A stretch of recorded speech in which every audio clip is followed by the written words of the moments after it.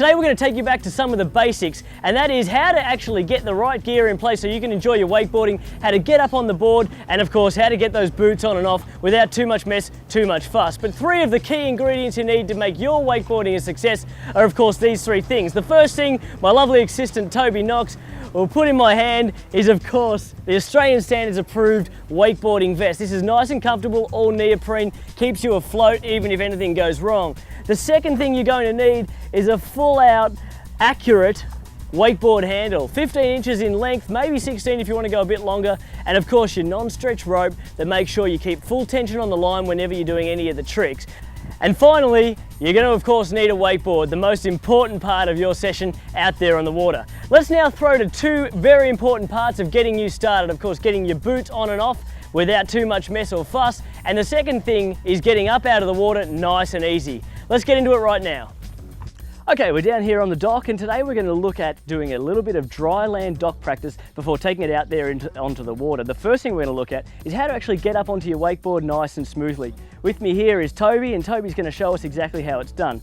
So Toby, I'm going to hand you the handle right now. I'm going to get you to sit down on the dock as if you were actually in the water.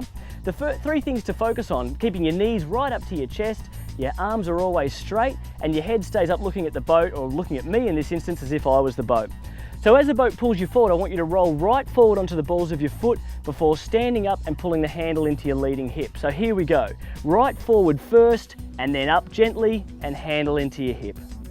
And that's as easy as it's done.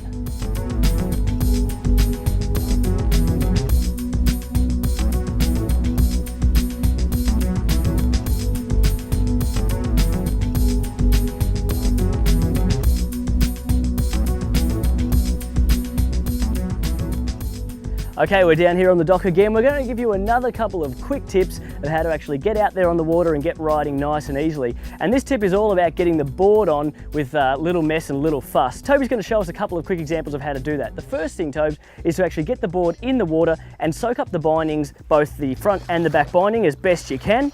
Then we're going to bring it back up onto the dock and find a nice stable surface to actually put the board down so that you can work your feet into it. In this case we're using a dock, however dry land's great, or even the boarding platform on the back of your boat works fine.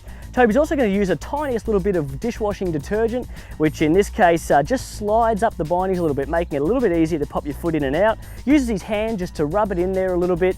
And then the last tip that we're going to give you today is to actually put your toes in before your heel. So you watch Toby puts his toes in, then pushes his heel down, and then slides his feet forward and pulls up with the back rubber on the heel piece. And this set of bindings that you then do up the boa system, some have laces, other bindings don't have any sort of fixing points, but hey presto, you're in nice and easy.